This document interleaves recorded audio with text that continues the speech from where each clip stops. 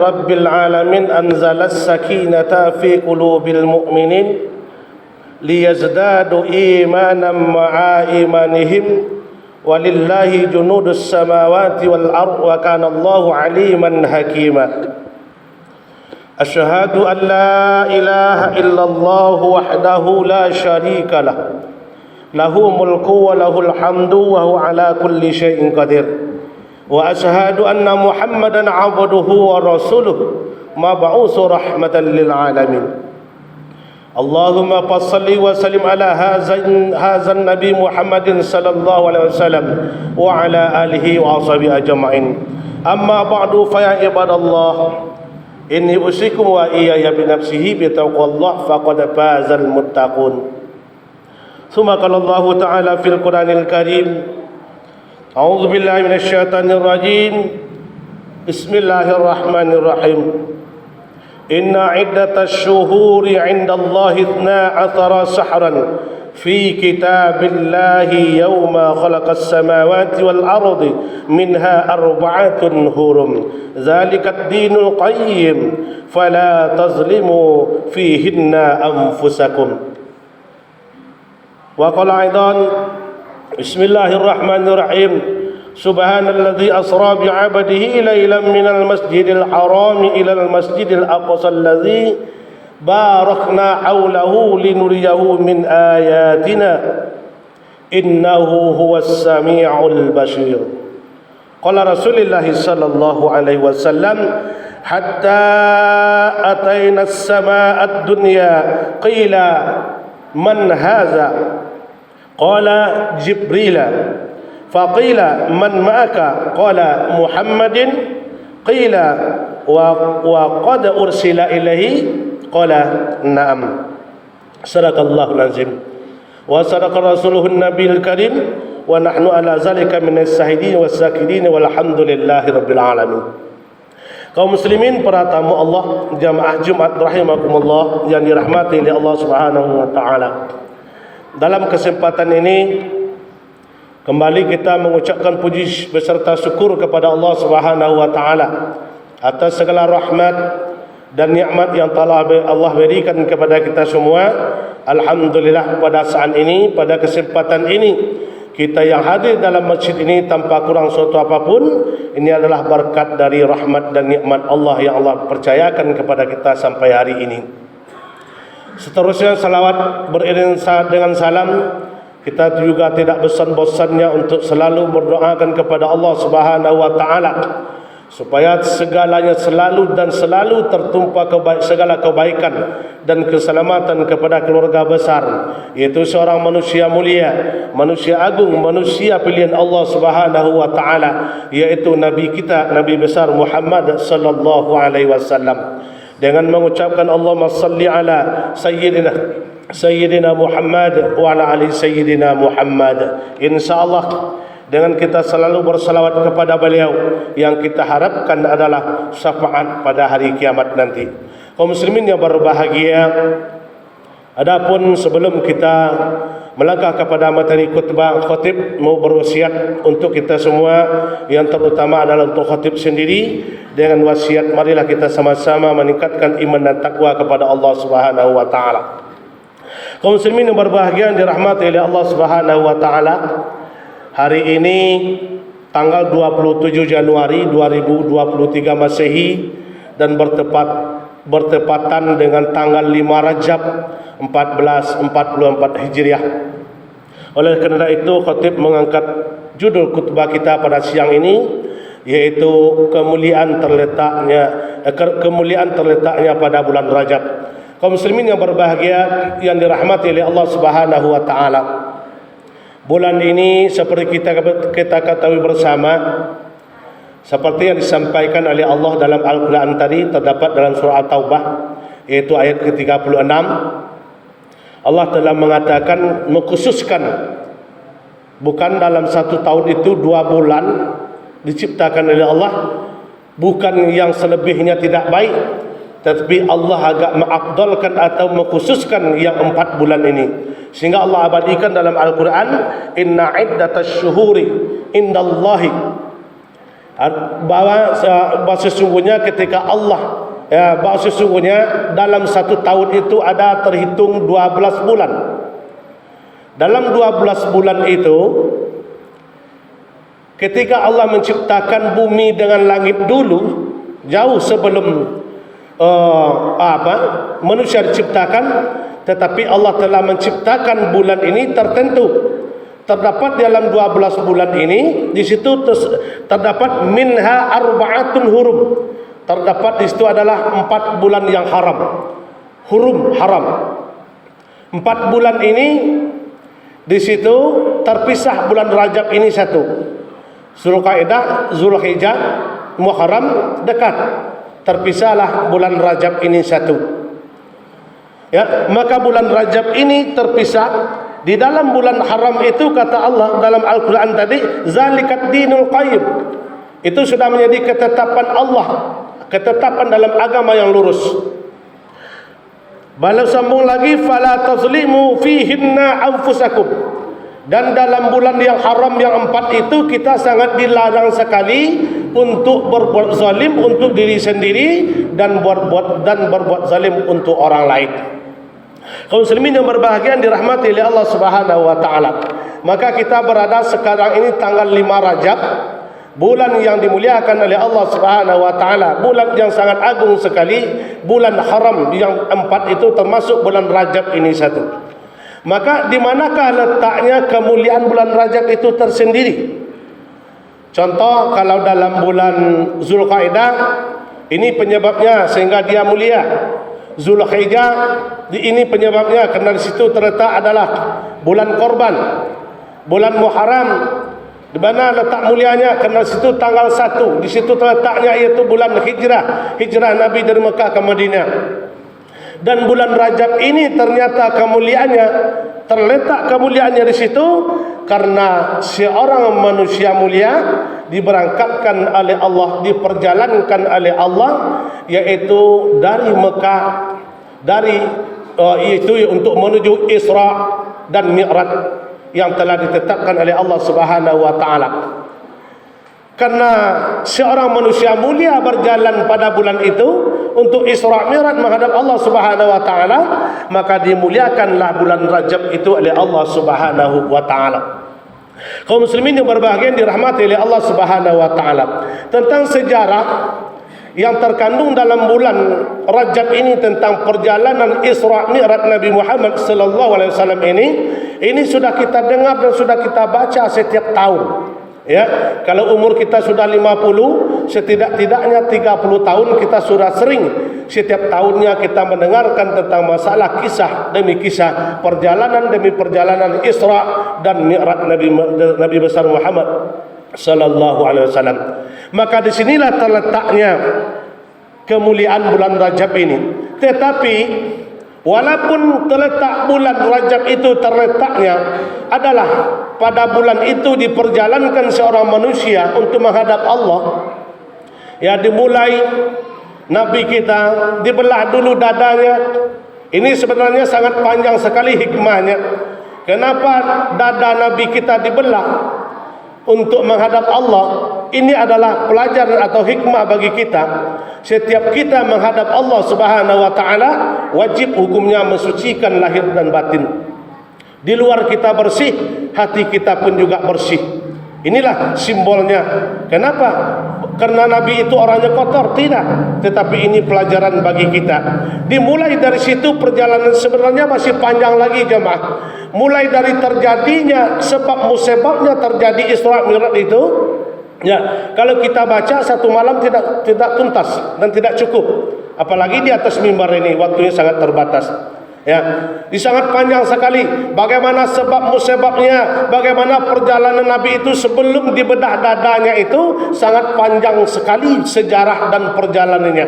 Sebab musibahnya bagaimana, bertengkar bumi dengan langit bagaimana, panjang lagi ceritanya. Ya, jadi kita ambil saja sedikit dari Nabi kita berangkat setelah dibedah dadanya oleh Jibril. Ini hadis yang menceritakan ini sangat banyak sekali jemaah. Tapi kita mengambil sekarang ini cuma dikit aja. Dalam sebuah hadis riwayat Bukhari nomor hadis 280, itu sangat panjang sekali hadisnya. Dan satu lagi kita mengambil dari riwayat Imam At-Tirmizi. Di situ cuma sedikit saja kita mengambil. Setelah Nabi kita diberangkatkan dari Mekah untuk menuju Isra, itu perjalanan itu bukan dekat. Kalau jarak kilonya menurut kitab yang kita pelajari itu berkisar antara 1.500 kilo, bukan sedikit, 1.500 kilo. Sedangkan naik onta aja ada yang nyampe 2 bulan, ada yang nampak 3 bulan. Tetapi oleh kehendak Allah kepada Rasulullah pada saat itu cuman cukup sepertiga malam, langsung Isra, langsung Mi'raj menghadap Allah Subhanahu wa taala, maka pulang lagi beliau hari paginya sudah nyampe lagi di saat itu di Mekah. Kaum muslimin yang berbahagia yang dirahmati oleh Allah Subhanahu wa taala, tidak sia-sia ya masalah Isra Mi'raj ini jamaah. Ini orang yang bisa menerimanya, pertama orang yang bertakwa, yang kedua orang yang beriman. Kenapa Abu Jahal tidak menerima? Karena dia menerima pakai akal. Kalau kita menerima pakai logika atau pakai akal, tidak bisa kita menerima. Masa perjalanan 3 bulan bisa ditempuh sepertiga malam? Kalau kita terima pakai akal, tidak bisa. Tetapi kalau kita terima pakai iman, bisa. Siapa yang menerima pakai iman? Maka dapatlah gelar oleh seorang sahabat, Abu Bakar As-Siddiq, karena beliaulah yang menerima pertama sekalinya menerima keberangkatan, yaitu perjalanan Isra Nabi Muhammad SAW. Kenapa? Karena Abu Bakar menerima dengan iman, bukan menerima dengan akal. Jadi kita yang menerima Isra Mi'raj itu pertama orang yang bertakwa, ya, karena dia takut kepada Allah, dia berkunjung ke masjid di mana pengajian Isra Mi'raj dia hadir. Dia terima dengan iman, dia meyakini bahwa itu memang ada, sehingga dia meyakini Isra Mi'raj itu ada. Sampai sekarang dia tidak mau meninggalkan yang namanya sholat 5 waktu. Ini aja kuncinya, bah. Tapi kalau sampai hari ini umur sudah 30, 40, 50, 60 masih enggak juga mau sholat 5 waktu, jangan bicara percaya masalah Isra Mi'raj. Itu hampa, itu bohong itu. Saya percaya Isra Mi'raj, tapi dia tidak sholat 5 waktu, berarti bohong. Orang yang betul-betul percaya dalam hatinya kepada Isra Mi'raj, enggak mau mereka meninggalkan sholat yang 5 waktu. Sesibuk apa itu pekerjaannya, tetap dia konsisten dan kontinu untuk melaksanakan salat yang 5 waktu tersebut. Kenapa? Karena inti dari Isra Mi'raj itu adalah kesempurnaan salat yang 5 waktu. Bukan menyebut yang salat 5 waktu, tetapi menyempurnakan salat yang 5 waktu. Kaum muslimin yang berbahagia dirahmati oleh Allah Subhanahu wa taala. Perjuangan Nabi untuk dalam perjalanan itu bukan gampang. Isra ini adalah perjalanan, Mi'raj adalah naik. Isra dari Mekah itu untuk menuju Baitul Maqdis, itu bukan sedikit. 1.500 kilo perjalanannya jalan kaki. Tetapi Nabi kita dengan sekejap, dengan sebentar tuntas. Kenapa? Karena kehendak Allah Subhanahu wa taala. Dalam perjalanan Nabi itu melalui ada 5 perhentian. Ini semuanya ada hikmah bagi kita. Dalam perjalanan Nabi itu ada 5 perhentian dan 17 pemandangan. Ini semuanya ada pelajaran bagi kita. Dalam 17 pemandangan itu banyak sekali yang sudah kita dengar jemaah. Ada Nabi menengok orang yang memukul-mukul kepalanya sampai pecah utuh lagi, dipukul lagi, ditekuk lagi, pecah lagi, utuh lagi. Ini gambaran man haza ya Jibril. Itu siapa Jibril? Dijawab oleh Jibril, kata Jibril menjawabnya, qala li ummati Muhammad. Itu adalah umat Muhammad. Karena mereka waktu hidup di dunia dulu la salatal khamsi, mereka sangat malas dan mendustakan salat yang 5 waktu. Semuanya diperlihatkan dari 17 pemandangan oleh Allah Subhanahu wa taala. Ada orang yang berjalan gempoyongan, dipingkulnya kayu, diambilnya kayu, sudah besar, sudah banyak dia pikul tapi diambil lagi. Jalannya kayak orang mampu. Ditanya oleh Nabi kita, man haza ya Jibril, itu siapa Jibril? Dijawab oleh Jibril, qala li ummati Muhammad, itu umatmu Muhammad. Siapa mereka Jibril? Apa pekerjaan mereka Jibril? Kata Jibril menjawab, katanya adalah al-malikul kazzab. yaitu bagi pemimpin-pemimpin waktu hidupnya tetapi mereka pembohong dan pengkhianat, maka itulah diperlihatkan oleh Allah kepada Nabi kita waktu Isra Mi'raj. Dan ada lagi yang nampak orang yang menuai padi diambil ke depan, masak lagi ke belakang. Masya Allah, inilah perbuatan yang terbaik. Kenapa? Karena mereka semasa hidupnya rutin dan beriman dan mendirikan dan melaksanakan yang namanya amal-amal lain, tetapi yang terutama adalah masalah solat. Maka itulah bentuknya, sedekahnya rajin, infaknya rajin, solatnya rajin, dan amal-amal lainnya rajin. Maka semuanya diperlihatkan oleh Rasulullah oleh Allah kepada Rasulullah sallallahu alaihi wasallam. Kaum muslimin yang berbahagia, sangat banyak sebenarnya 17 pemandangan itu banyak sekali hikmah bagi kita. 5 perhentian Nabi kita juga menjadi pelajaran bagi kita sebenarnya. Sampai suatu tempat katakan oleh Jibril kepada Nabi, "Irkab ya Muhammad." Naik Muhammad, terbang. Pada suatu tempat disuruh oleh Jibril, "Insir ya Muhammad, turun ya Muhammad, sallu rakaatain, salat engkau 2 rakaat." Di setiap tempat yang 5 ini perhentian Nabi, di situ Nabi kita melakukan salat ketika itu 2 rakaat. Semuanya itu ada hikmah dan iktibar bagi kita sebenarnya. Tapi waktu tidak mendukung. Seterus itu jemaah-jemaah rahimakumullah yang dirahmati oleh Allah Subhanahu wa taala. Setelah selesai Nabi kita Isra sampainya di Baitul Maqdis, selesai salat di situ, mengimami seluruhnya para nabi, para rasul yang telah mendahului beliau, maka disebut nabi itu adalah beliau itu imamul anbiya, imam segala nabi yang telah mendahului beliau. Beliau menjadi imam ketika itu. Setelah menjadi imam solat, maka banyak sebenarnya kejadiannya, tetapi langsung aja naik beliau kepada langit yang pertama bersama Jibril untuk mengawali perjalanannya Isra, namanya Isra, Mi'raj dan Mi'rajnya. Ketika sampainya hatta ataina as-sama'at dunya qila, ketika sampai di langit pertama, maka terbukalah pintu langit pertama. Abwabus sama, terbuka pintu langit pertama. Maka lalu malaikat penjaga pintu langit bertanya kepada Jibril ketika itu, "Man haza? Siapa engkau?" Dijawab oleh Jibril, katanya, "Qala ya Jibril, saya adalah Jibril." "Qala man ma'aka?" Itu siapa yang bersama engkau? Dijawab oleh Jibril kepada malaikat penjaga langit, katanya, "Qala Muhammad."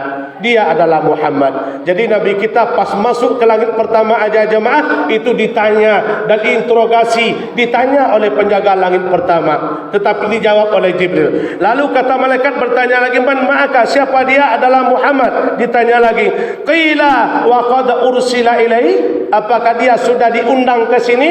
Dijawab oleh malaikat Jibril ketika itu, "Qala na'am." Memang ini Muhammad sudah diundang oleh Allah Subhanahu wa taala. Marhaban bihi fa ni'amal ma'i ji'uja. Selamat datang, kata Jibril, manusia yang terbaik sudah datang pada hari ini. Kaum muslimin yang berbahagia yang dirahmati oleh Allah Subhanahu wa taala.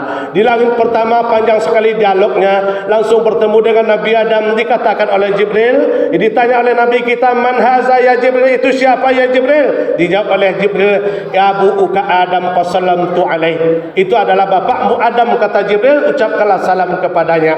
Lalu kata Nabi, "Fasallamtu alaih." Aku pun mengucapkan salam kepada Jibril. Jadi panjang sekali dialognya langit pertama kepada Adam, langsung kepada langit 1, 2, 3, 4, 5 sampai seterusnya jemaah. Maka inilah perjalanan Isra Nabi kita, sangat panjang sekali. Setiap langit itu ada dialog Nabi kita dengan nabi-nabi tertentu. Ini sampai langit 1, 2, 3, 4, 5 sampai langit ke-7 bertemu dengan Nabi Ibrahim sedang duduk di Baitul Ma'mur. Itu pun banyak sekali dialog Nabi kita dengan Nabi Ibrahim. Ada pesan penting dari Nabi Ibrahim pun, mungkin karena waktu kita tidak bisa membahasnya. Lalu Nabi langsung ke Sitrah. Sitrah adalah pohon, Muntaha adalah perhentian. Sitrah adalah sebuah pohon. Sampainya Nabi ke Sitratul Muntaha. Disitulah saatnya sendirian Nabi kita untuk menghadap Allah Subhanahu wa taala, untuk menerima perintah solat awalnya 50 waktu sehari semalam, tetapi kasih sayang inilah yang harus kita ingat jemaah. Kalau tak dengan kasih sayangnya Nabi Musa, ya mungkin Nabi kita langsung dulu turun membawa solat 50 waktu. Tetapi disekat oleh Nabi Musa langit ke-6, maka Nabi kita mengurangi naik kepada Allah sampai 9 kali, maka berkulanglah. Tetapi jangan risau, jangan rusuh kita jemaah. Kita lakukan yang 5 waktu kata Nabi, tetapi pahalanya insya Allah dibalas oleh Allah sama yang dengan 50 rakaat yang telah ditentukan oleh Allah dari awalnya. Kaum muslimin yang berbahagia dirahmati oleh Allah Subhanahu wa taala. Mungkin tidak bisa panjang lebar. Sebenarnya perjalanan Isra Mi'raj ini tidak tuntas kalau kita baca masa di dalam khutbah. Sedangkan di dalam pengajian Isra Mi'raj saja 1 malam mungkin tidak tuntas. Ya, tetapi kita mengambil iktibar saja, maka dimuliakanlah bulan Rajab oleh Allah karena perjalanan manusia mulia di saat itu untuk menghadap Allah dan untuk menyebut perintah dan menyempurnakan salat yang 5 waktu. Oleh kerana itu, mari kita ambil iktibarnya saja. Begitu perjuangan Nabi kita untuk membawa solat yang 5 waktu sampai hari ini jamaah, yang menentukan manusia itu sempurnanya, yang menentukan keimanan mereka adalah lihat bagaimana mereka peduli kepada solat yang 5 waktu. Walaupun mereka mengatakan beriman kepada Allah, beriman kepada Nabi-Nya, tetapi mereka mengabaikan solat 5 waktu, maka hampalah iman mereka, maka belum diakuilah oleh Allah iman mereka. Kenapa? Yang terutama sekali amal kita diperiksa oleh Allah nanti pada hari kiamat adalah solat kita. Kalau solat kita baik, insya Allah fa in fasadat fasada amalihi. Kalau solat kita buruk, maka semua amal kita akan terhitung buruk. Mudah-mudahan sisa umur kita bisa dalam bulan ini memperbanyak amal soleh, memperbanyak